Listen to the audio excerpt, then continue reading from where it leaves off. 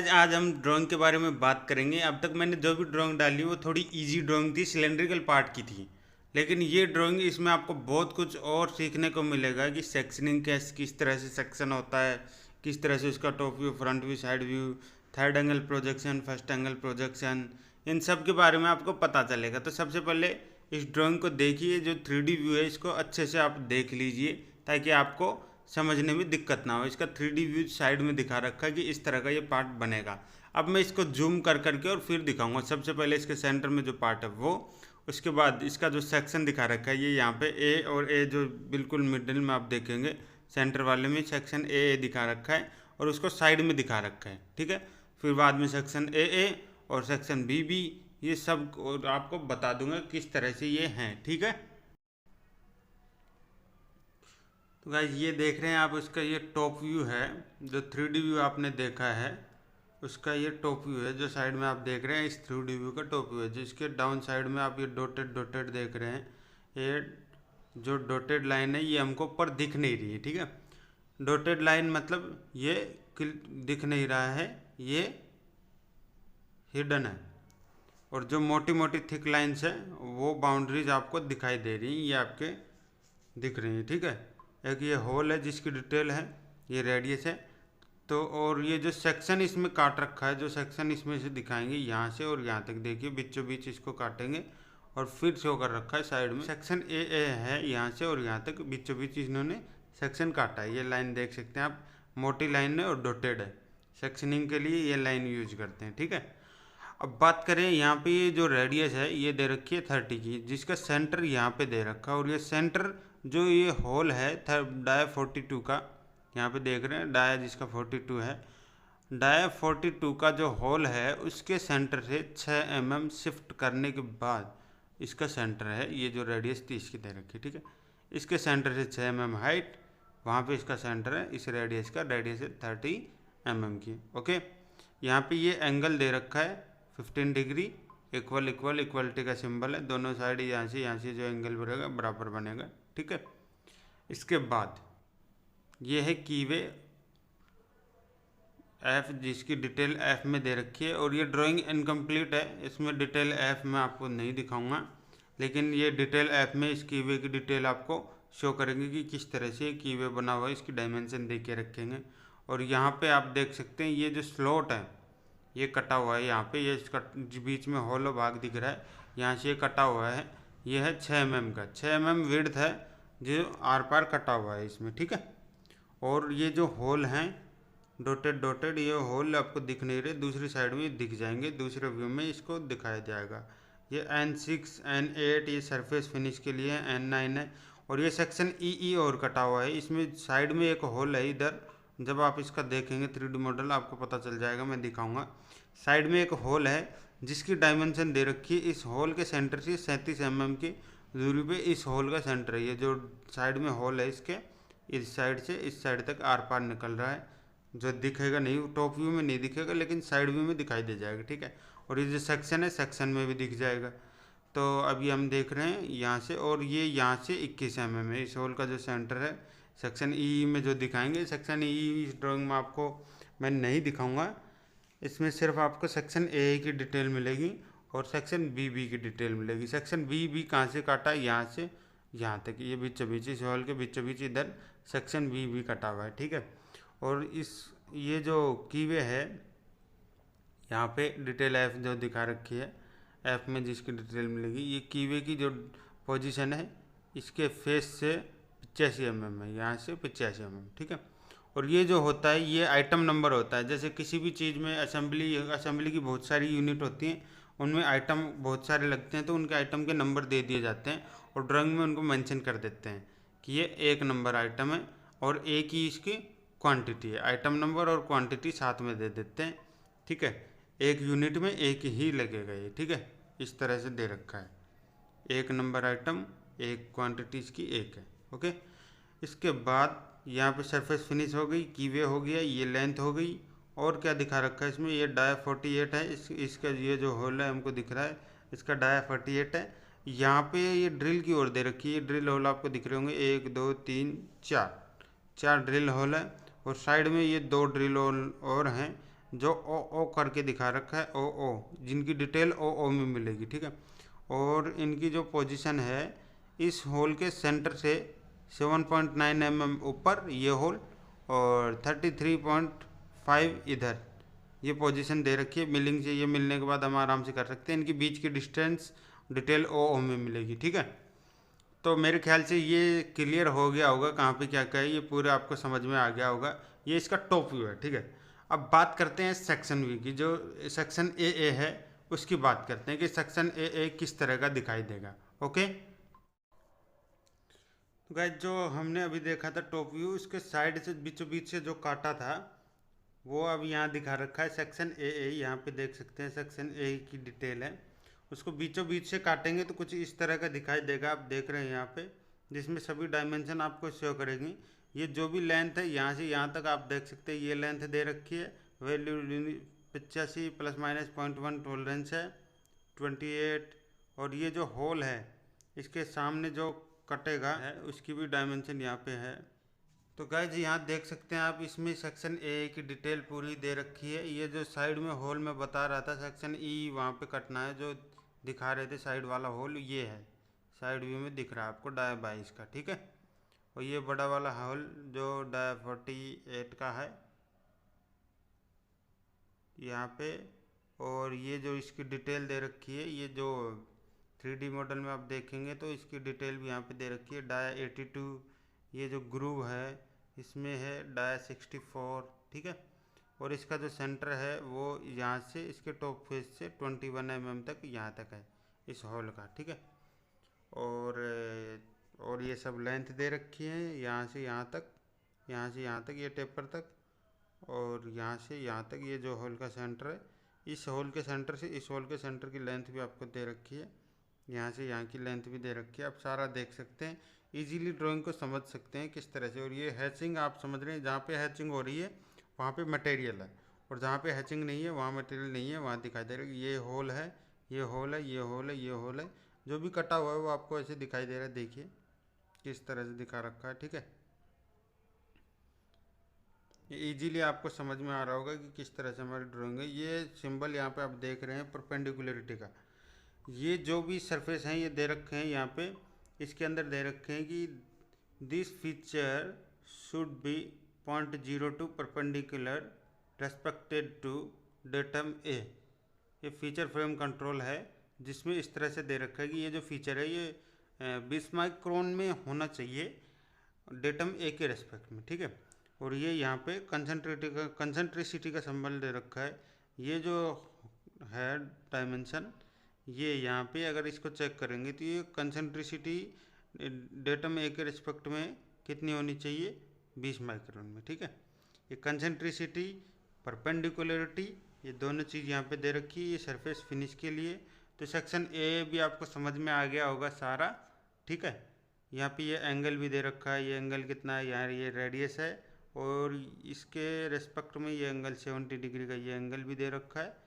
सब कुछ आपके पास है, यहाँ पे ये शो कर रखा है। ये रेडियस है R2 की, यहाँ रेडियस है R5 की रेडियस, R2 की रेडियस, ठीक है। एंगल 45 का यहाँ पे सब कुछ आपको क्लियर हो गया है सेक्शन ए का। इसके बाद बात करते हैं सेक्शन बी की।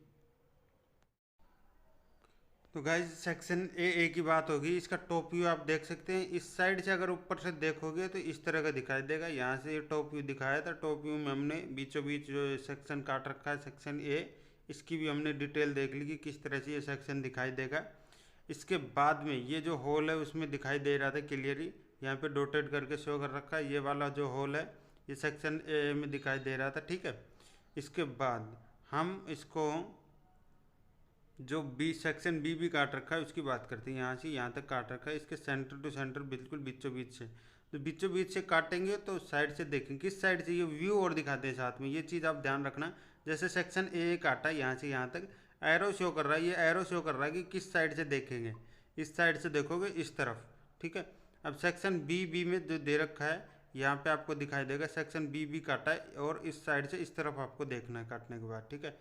यहाँ से पार्ट को बीचों बीच काट दिया जाए, ये जो पार्ट है इसको यहाँ से आप काटोगे तो क्या क्या दिखाई देगा आप यहाँ देख सकते हैं। इस वाले व्यू में कुछ दिखाई दे रहा है, सेम यही बिल्कुल यहाँ पे मटेरियल हैचिंग, इसको बीच से काटोगे ये मटेरियल, ये ग्रूव, ये वाला ग्रूव दिखाई दे रहा है, और ये बड़ा वाला डाया, ये जो गोल गोल ऊपर आप देख रहे हो ये बड़ा वाला डाया है, ठीक है। ये डाया, उसके बाद ग्रूव, और ये रेडियस जो है ये, और इसके बाद में ये कंप्लीट डाया बड़ा वाला, ओके।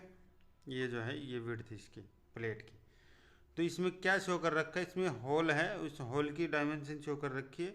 48 का डाया है, H7 ये टॉलरेंस है, स्टैंडर्ड होती हैं, ठीक है। H7 दे रखी है, जिसमें डिटेल भी उसकी दे रखी है, प्लस में 0.025 और 0, मतलब सिर्फ प्लस में 25 माइक्रोन टॉलरेंस है, यूनिलैटरल टॉलरेंस है, ओके। और इसमें ये चैम्फर दे रखा है 1x45 का इस कॉर्नर पे, TYP मतलब टाइप, इधर भी ये चैम्पर 1 mm का, इधर भी 1 mm का चैम्पर, ठीक है, दोनों साइड। और यहाँ पे डेटम ए शो कर रखा है, ये डेटम ए, ओके। ये डेटम ए है, इसके रेस्पेक्ट में ही वो जो परपेंडिकुलर मांगे तो वो देख सकते हो आप, परपेंडिकुलर मतलब 90 डिग्री, 90 डिग्री कब होंगे, ये जो होल है ये सीधा, और इसके 90 डिग्री हो जाएंगे, जो भी वो फीचर्स वहाँ पे दिखा रखे थे सेक्शन ए में, ठीक है।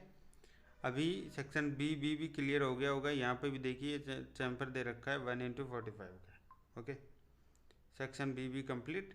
और ये जो है ये सिंबल होता है रिवीजन का, ट्रायंगल में जो भी सिंबल होगा रिवीजन का होगा। ये जो 85 की लेंथ है मतलब ये रिवीजन हुआ है, इसमें चेंज हुआ है, ठीक है।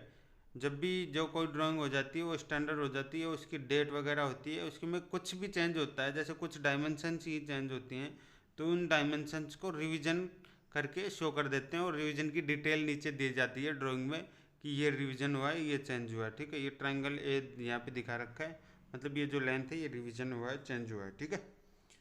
तो सेक्शन बी कंप्लीट हो गया है। इसके बाद हम कंप्लीट ड्राइंग की एक बार बात करते हैं।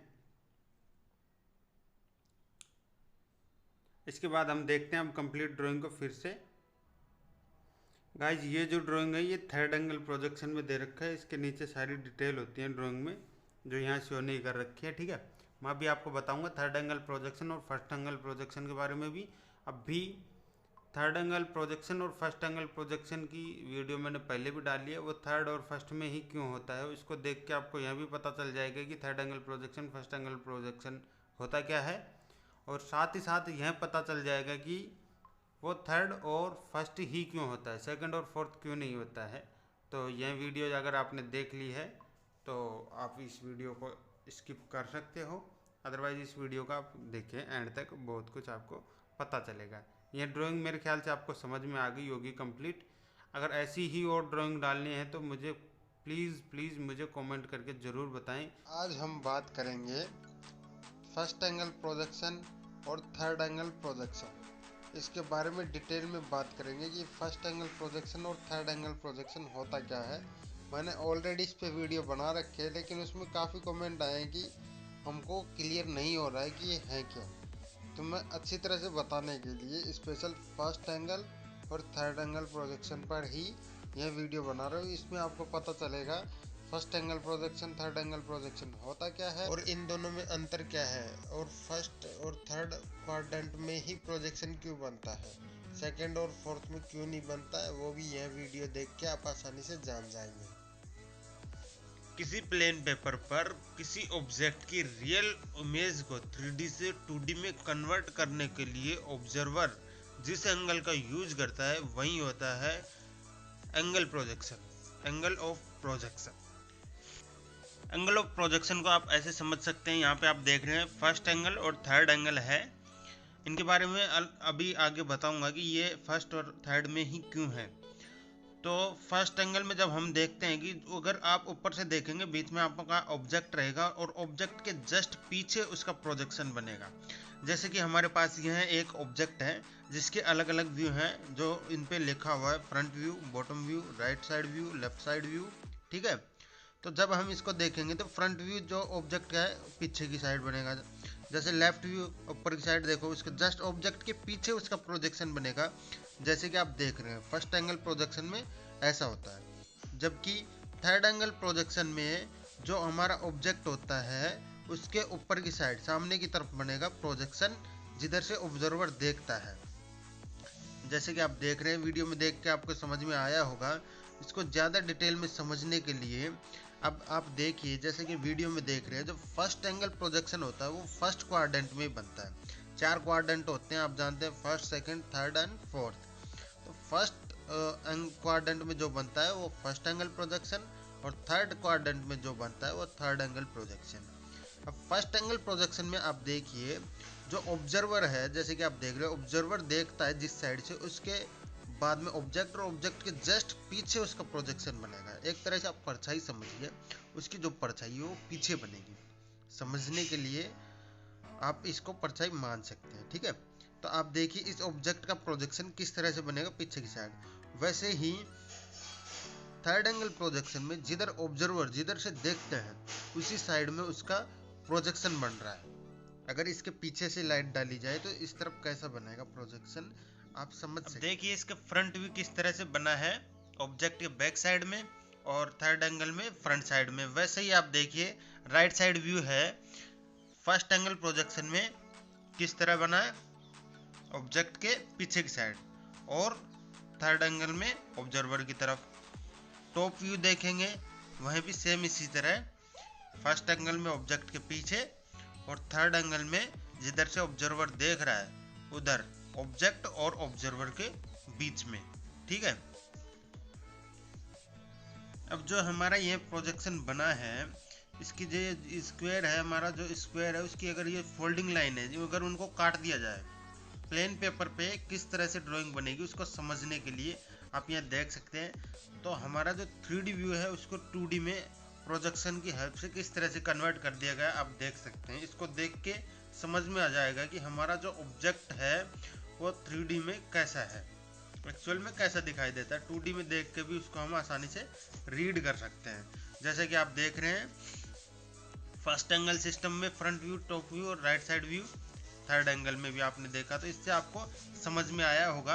और जो इनका सिंबल है वो किस तरह से बना, देखिए फर्स्ट एंगल सिस्टम में उसका जो प्रोजेक्शन बना उसकी फोल्डिंग लाइन को सीधा कर दो इस तरह से, और थर्ड एंगल में देखिए हमारा ऑब्जेक्ट है उसका प्रोजेक्शन किस तरह से बनेगा, और इसका सिंबल यह है।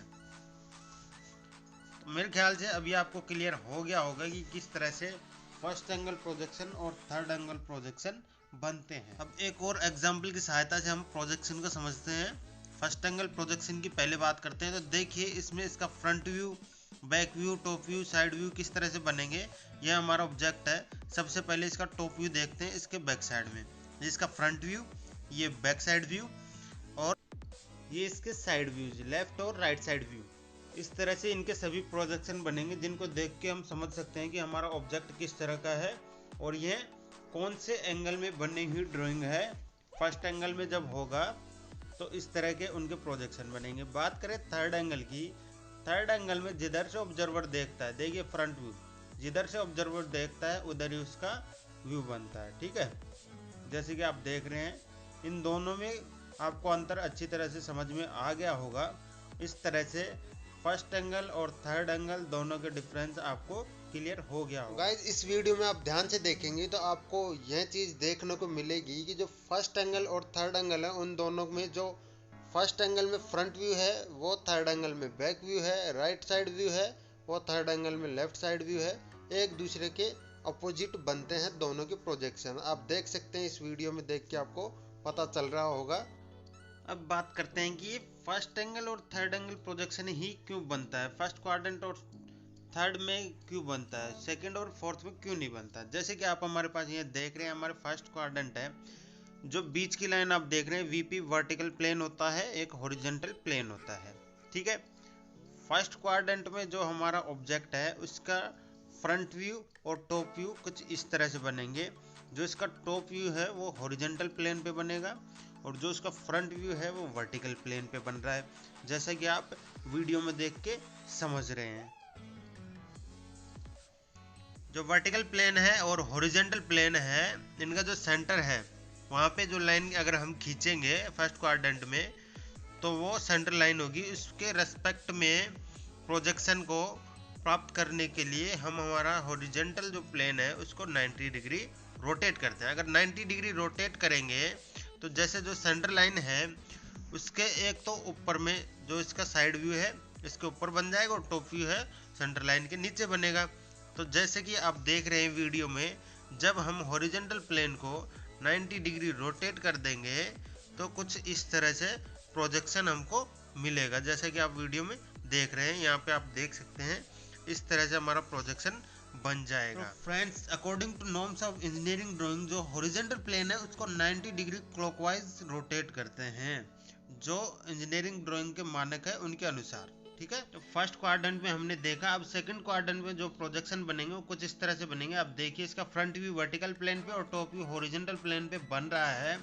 और जब हम हॉरिजॉन्टल प्लेन को 90 डिग्री क्लॉकवाइज रोटेट करेंगे तो जो हमारा प्रोजेक्शन बना है, टॉप व्यू जो है, टॉप व्यू का जो प्रोजेक्शन, ऑब्जेक्ट का जो टॉप व्यू वाला प्रोजेक्शन हॉरिजॉन्टल प्लेन पे जो बना है वो जाके वर्टिकल प्लेन पे ओवरलैपिंग करेगा। वो किस तरह से करेगा आप इस वीडियो में देख के आसानी से समझ सकते हैं। तो इस ओवरलैपिंग की वजह से हम ड्राइंग को समझ नहीं पाएंगे। सेम यही कंडीशन फोर्थ क्वाड्रेंट में अप्लाई होती है। यही कारण है कि सेकंड और फोर्थ क्वाड्रेंट में जो प्रोजेक्शन बनते हैं उनको हम ड्राइंग में यूज नहीं करते। थर्ड एंगल प्रोजेक्शन जो थर्ड क्वाड्रेंट में बनेगा वो फर्स्ट क्वाड्रेंट की तरह ही बनेगा, ओवरलैपिंग नहीं करेगा। हॉरिजॉन्टल प्लेन को जब 90 डिग्री घुमाएंगे तो ओवरलैपिंग नहीं होगी, फोर्थ क्वाड्रेंट में ओवरलैपिंग हो जाती है। यही कारण है कि फर्स्ट एंगल प्रोजेक्शन और थर्ड एंगल प्रोजेक्शन ही ड्राइंग में यूज किए जाते हैं। अब आपके माइंड में आ रहा होगा, अगर हॉरिजॉन्टल प्लेन को क्लॉकवाइज 90 डिग्री घुमाने के बजाय अगर एंटी क्लॉकवाइज घुमाए, तो अगर एंटी क्लॉकवाइज आप घुमाओगे तो यही कंडीशन, सेम कंडीशन फर्स्ट और थर्ड क्वाड्रेंट के लिए अप्लाई हो जाएगी, जिसमें हम प्रोजेक्शन यूज नहीं कर पाएंगे, ओवरलैपिंग होगी। और सेकंड और फोर्थ क्वाड्रेंट में ओवरलैपिंग नहीं होगी, सेकंड एंगल प्रोजेक्शन और फोर्थ एंगल प्रोजेक्शन यूज होगा। लेकिन जो ड्राइंग के मानक है, स्टैंडर्ड्स हैं, हम उनको फॉलो करते हैं। इसी वजह से जो हमारा हॉरिजॉन्टल प्लेन है उसको 90 डिग्री ही रोटेट करेंगे, वो भी क्लॉकवाइज।